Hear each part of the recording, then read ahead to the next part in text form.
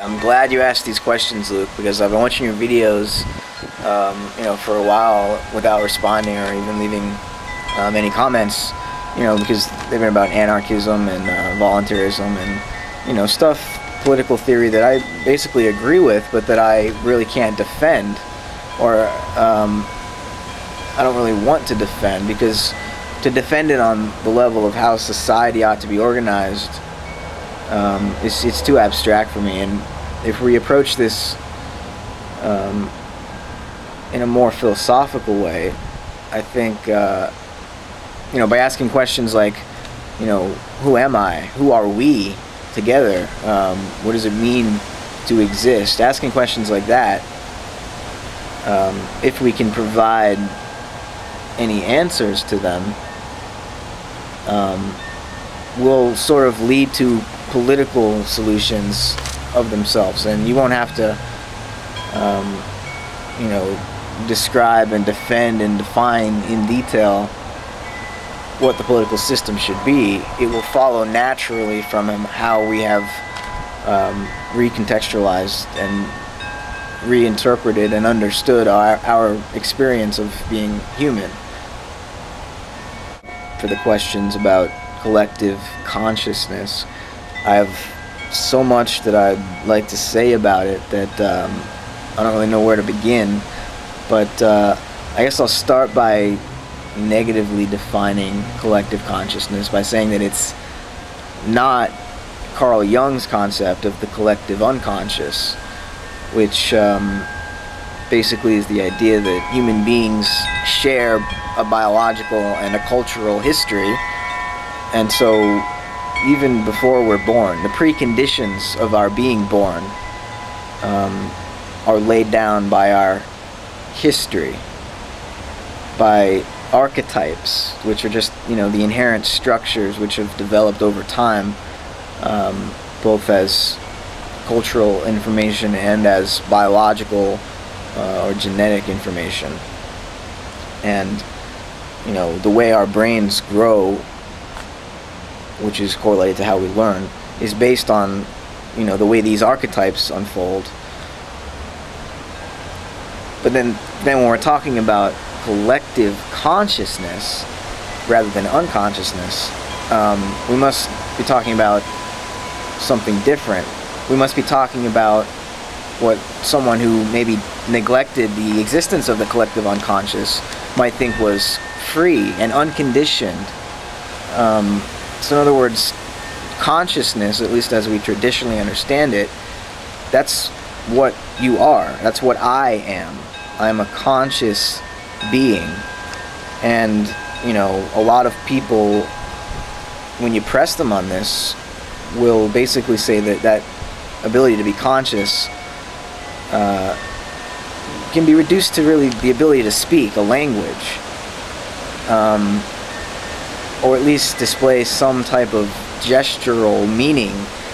And when we look at dogs, they can't speak to us, but because they appear to have facial expressions and bodily expressions that are meaningful, that carry certain emotional connotations that we can understand, we admit them a certain level of consciousness.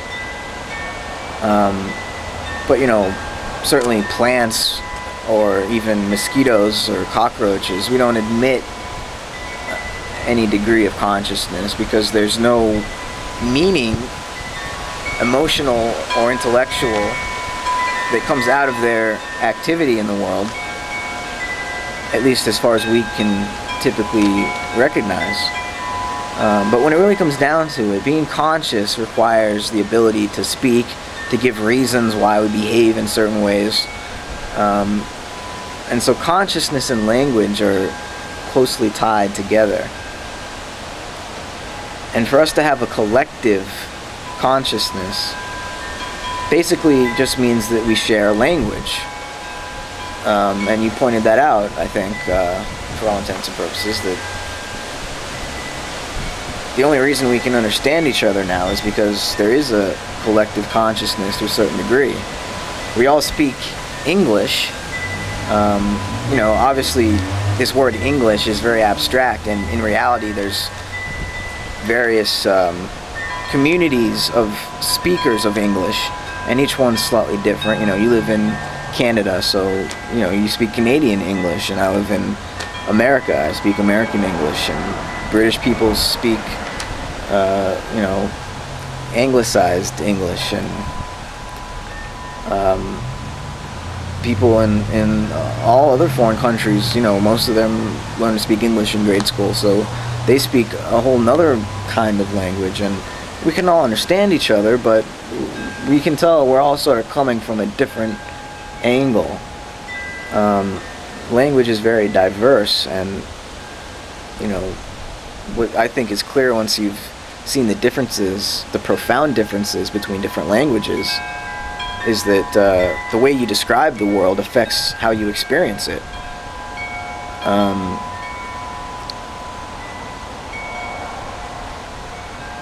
But I think I'd rather not talk so much about collective consciousness, because it's obvious that it does exist, I would say. I mean, otherwise you have no idea what I'm saying. And maybe you don't anyways, but you know, typically people are able to communicate with one another. Meaning can be conveyed, so consciousness is collective. It's a collective activity. Now, I'd rather talk about planetary consciousness, because planetary consciousness is, you know, kind of like collective consciousness in the sense that it requires us to see outside of ourselves, our egos.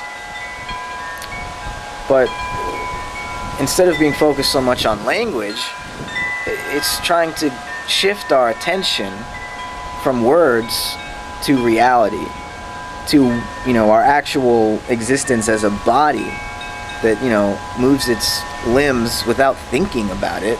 You know, in other words, without thinking about it in language.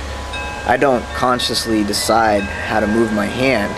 In other words, there's not a separate representation of my hand in here that plans out how it wants the hand to move and then sends the blueprint down to the muscles. When I move, my hand is moving just as much as my brain is moving. You know, it's not like the brain causes the hand. If the hand didn't exist, the brain couldn't do anything. If the body didn't exist, the brain couldn't do anything. You know, emotions are embodied. We feel emotions in our chest and our stomach, and you know, when we're nervous, our whole body shakes. So it's not as though all of our experience is cranial or in the brain or in language. Some of our experience goes beyond that. And when we have this planetary consciousness, it's sort of like an ecological awareness. You know, you realize that all the complex things going on inside your body, all of these organ systems working in concert, you know, of themselves, they're not controlled by anything. They just naturally obey a law of self-organization that sustains our bodies, that we don't have to be consciously aware of. We realize that all of that in here is going on out there in the world too, and that our bodies are like cells in a larger organism. And from a planetary perspective, a perspective of planetary consciousness, the Earth itself is a living system. You can't call it an organism because, you know, strictly speaking, organisms have definable boundaries. And when I say, yeah, the Earth may be round, and you know, you can define it as a single entity, the whole thing isn't necessarily alive. You know, dirt isn't alive, but it is part of a living system. So, you know, there's a question as to whether the Earth is an organism, but what it definitely is a self-stabilizing system. It's an ecological, you know, contained space that produces itself, and we're all a part of that, and nobody's in control. You know, so to bring it back to politics and anarchism, if we argue for anarchism as the best political system, we're neglecting that that's really already the way it is. There is no central controller of reality. It's dispersed throughout the whole thing in a non-local way. It controls itself. There's no outside controller. So while it may appear as though our government is trying to be some type of a central authority figure and really engineer the full capacity of society down to the last detail, our governments are trying to do that, and I agree we should be trying to prevent that. They can never really accomplish it because reality itself is anarchistic. It's completely self-sustaining.